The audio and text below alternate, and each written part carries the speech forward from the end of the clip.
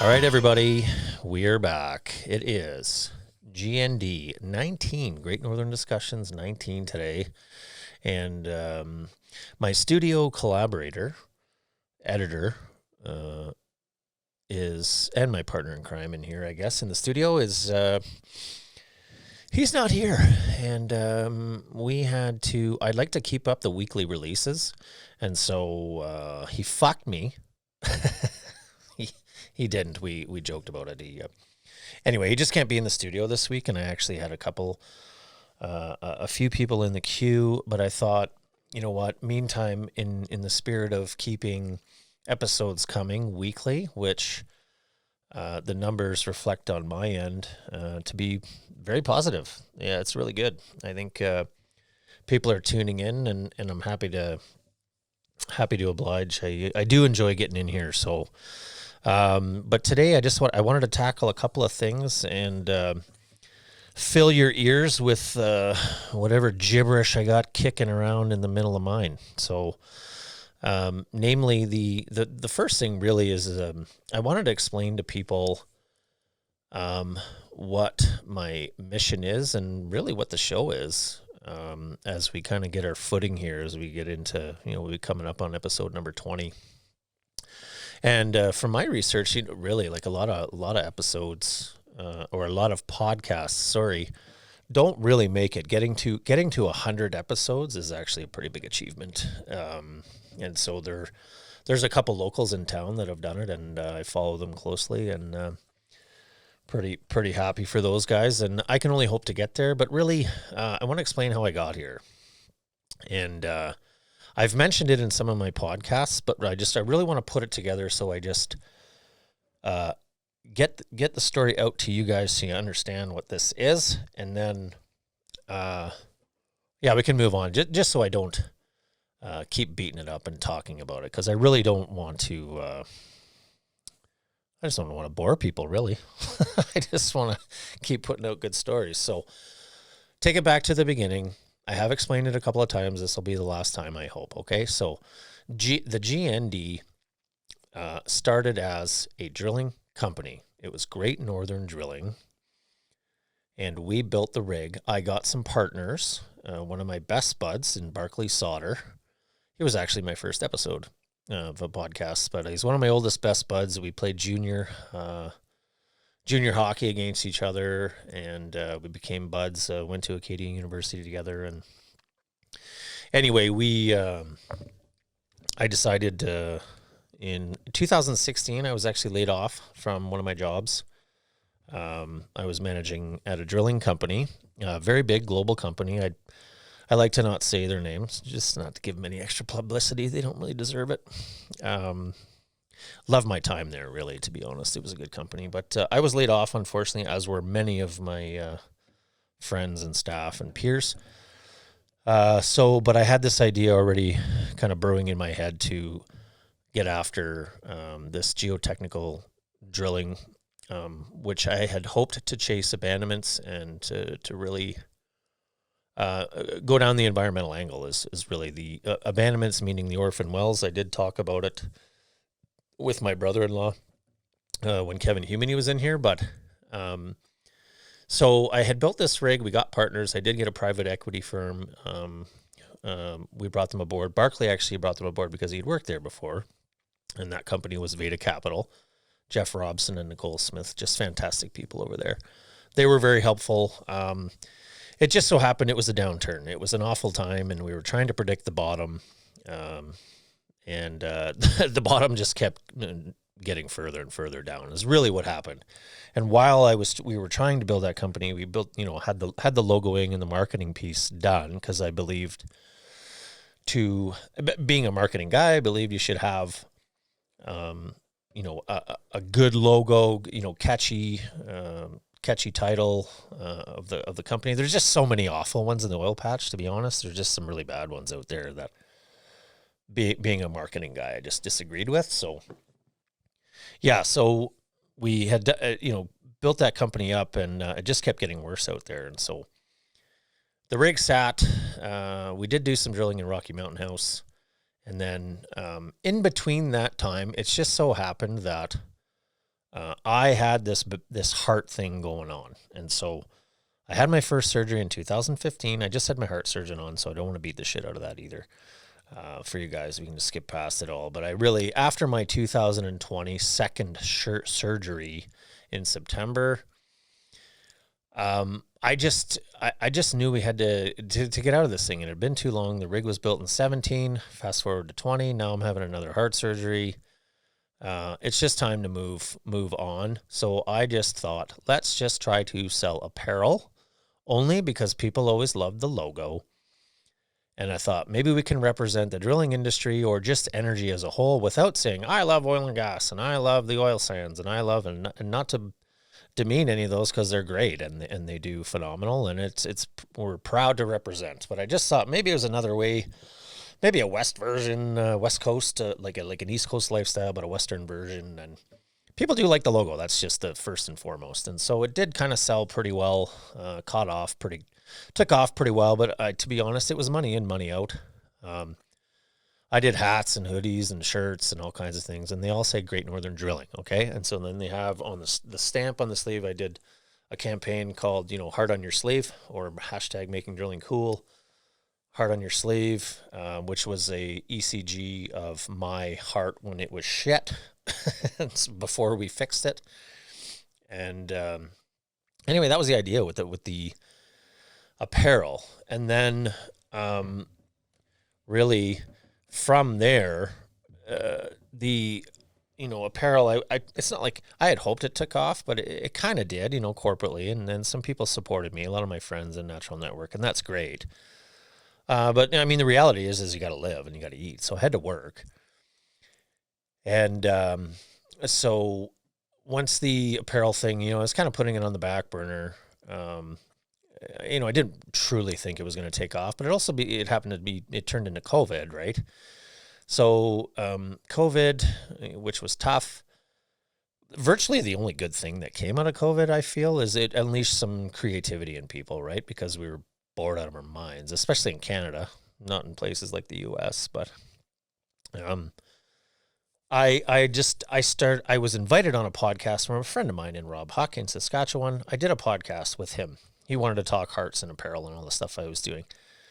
And then another gentleman had me on a Canadian podcast. And so I thought, well, I like it. I mean, I have fun with it. I'm comfortable on the mic and the camera. And turns out people like my voice. Which is funny because most of us, you listen to your own voice. I just thought, holy fuck, there's no way I'm going to put myself out there. But I just thought, screw it, it's COVID. We weren't even getting out of the house. So I did some podcasts out of the house.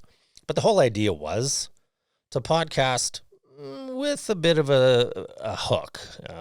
There was a catch to that. I was trying to peddle my apparel, really. Tell the story, sell the apparel. And that was kind of the thing. I did call it Great Northern Discussions, and it was supposed to be a spin and a tie to the Great Northern Drilling. But the thing that I realized was I didn't like the Zoom style, even though there's a lot of podcasts out there that are like it, because you still get your audio from it, which is good. But, I just knew I wanted to be in a studio, and I also didn't like the fact that I was trying to sell shit. So my podcasts weren't necessarily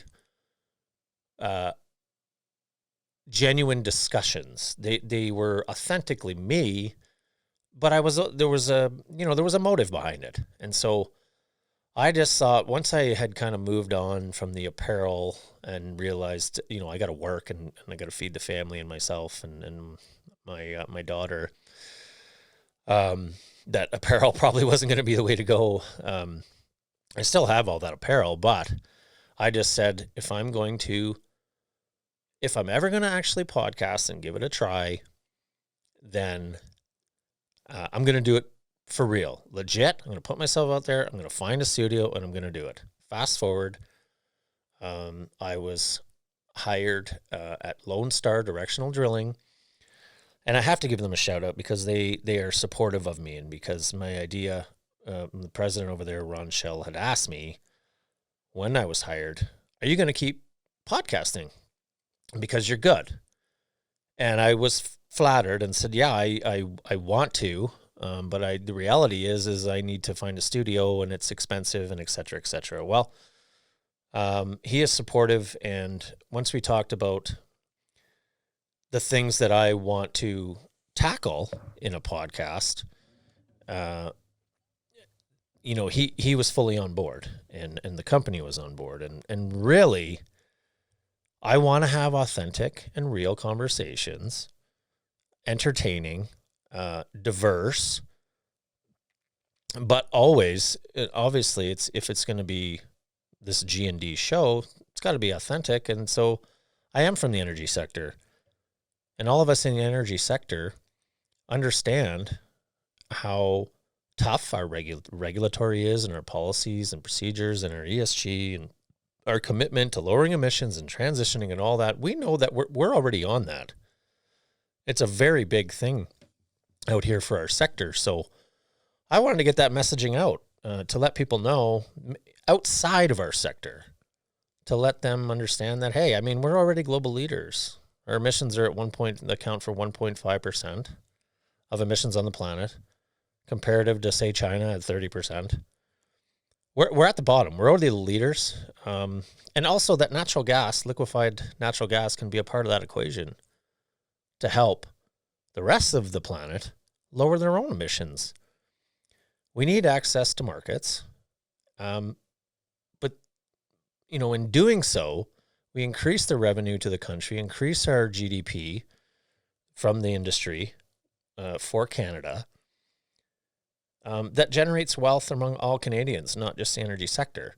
And so I always want to defend our sector, to tell people actually what we're doing and what we have been doing and where we're going in terms of carbon capture and hydrogen and all the things we're working on, geothermal, the lithium. There are a lot of exciting things. So I hope to bring those stories to the table, but not every time, because as I mentioned, I am a political junkie. I always have been, and I think a lot of people are now, especially when things aren't great. People start going down that hole of, Jesus, what are the federals doing now, what are the liberals doing now, and what's the NDP doing now, and what's this coalition all about? And it's super polarized now across everywhere in North America, especially with the birth and growth of explosion of social media. But I've always been a junkie either way, so I'm going to enjoy talking politics, and that'll never stop. And I also wanted to be clear, like I put myself out there to say I am proudly conservative, but I think no matter which stripe you support or represent, we should be able and proud to say that. I have friends who are liberal or who support NDP or who support the Green. We should be able to sit and talk and be friends and have differences, and differences are okay. I really want to convey that, and I don't want to be embarrassed or called a right-wing nutbag just because I disagree with what our Prime Minister is doing. Well, and the rest of the caucus, for that matter, Stephen Guilbeault and Freeland and et cetera. But, I also want to convey that I disagree with terms like, libtards or criminal cons. I don't think any of that stuff's helpful either. I want to be able to sit with people who have opposing thoughts and views and to convince me otherwise. And I'd like to do the same, but rationally and thoughtfully, because I think it's important.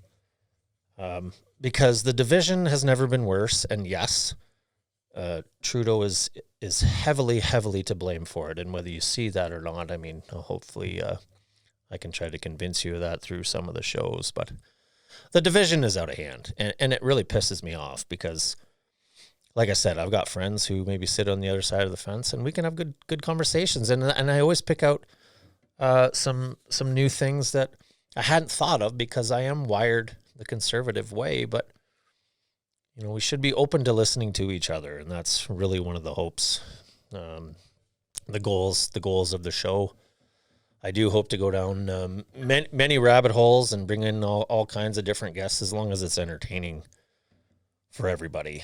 Some of them have been heavy, obviously, but I do have some very good guests lined up in the queue. But yeah, that's really the mission here. I just want to have authentic conversations. They truly are Great Northern discussions. I like to bio people. I feel like everybody has a great story to tell, and whether they realize that or not, that was the initial idea. Everybody's got a great story. So I hope to spotlight that and bring in some good people. I do have some very, very good, cool guests lined up. And that's really it. If we want to get into topics, some hot topics right now. What some of them would be the one that just happened in the House of Commons, because I got to go back to political, but Pierre Poilievre called Justin Trudeau a wacko. wacko policies from a wacko prime minister. And quite honestly, they are wacko. But then, I mean, it's funny if you want to go down that and just look into like what the definition is of a wacko. And Justin Trudeau, I guess, had first called Justin spineless, and I believe he called him a radical, an extremist, hanging out with white nationalists, the typical liberal playbook stuff. It's almost like both of them were kind of engaged in the childhood name calling without going overboard, because they are in the House of Commons, so they're trying to keep it under the radar. But Pierre was the one who got his pee slapped, pardon the pun. He's the one who got slapped and punted out of there. And then the whole caucus left with him, along with Rachel Thomas. She also was kicked out of the House of Commons. Either way, I think it's ridiculous. Showed his blatant partisanship there. The Speaker, Ferguson, he should really remove himself. I would think he can't be removing people out of the House just for. These terms are, like I said, they're just childhood names. They're trying to get away with attacking each other properly without going over the line, and apparently wacko's over the line. I don't think it is, but that's the hot topic. Coincidentally, I was texting with John Barlow, who was one of my guests in GND 12. I was texting with him, and yeah, he said he obviously had never seen this before. It was right after they left the House, and yeah, pretty insane.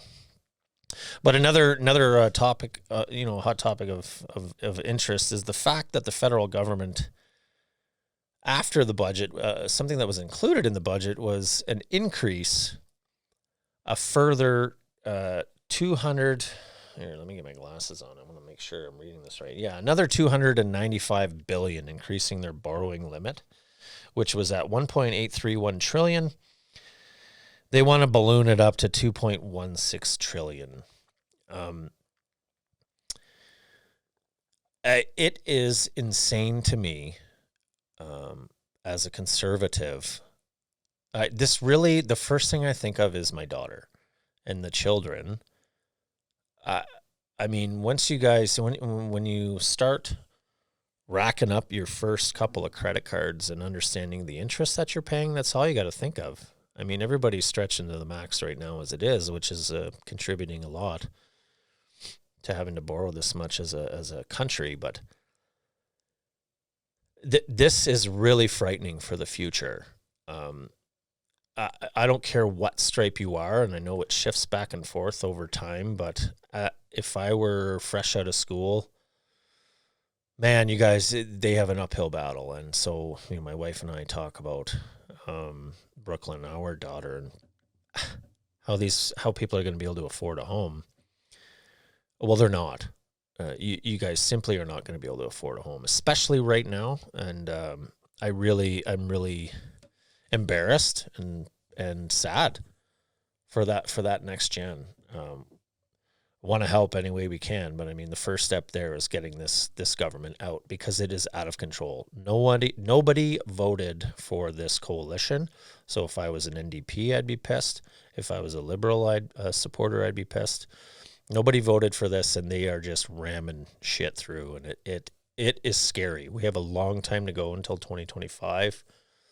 I don't want to always get negative on the show, but it's really bad. And I fear for that next gen. And so when we talk about Dana and I, our daughter, Brooklyn, yeah, I mean, we got to start considering whether we were going to pick up another property to have something for her when she's ready. I don't know if that's going to happen, but,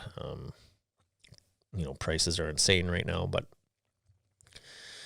till then, kids, this would be my next bit of advice just for the kids out there is really get that job and just put your head down and work for 5 years. If I could have one slag on the next gen right now is all we hear downtown is these kids who come in, and I say kids, I'm talking fresh out of school, and they get their degrees and maybe they do their internship or their summer studies with certain companies. What I am hearing is a lot of these kids come in, and I don't know if this is your profs telling you this, but coming into your first interview in your first career job and demanding 6 figures and demanding 6 weeks holidays and work-life balance and talking about all these things, I'm sorry, but you're screwing yourself right out of that interview. Get your job, put your head down, work your ass off, and why don't you call it 5 years? Come up for air in 5 years and see where you are. Because I guarantee you, even in a strong economy, it's still a battle when you're starting out. You're trying to whittle away your peanuts. You got to pay your bills. You want to have some fun because you're young, so you got to be able to go out and have fun with your buds. But you do that first house, that first asset, that first down payment is damn near impossible in any economy. And right now, yeah, that is impossible. So what I suggest, get your ass working, get off the internet, get off the social media, or do it as a side hustle, just like I am. This is a side hustle. I make no money from this. I work my day job. Now, it's a form of marketing for me because I can put myself out there. Doesn't mean it's putting any money in my pocket, but it is a side hustle. So if you're going to do the social media thing, great.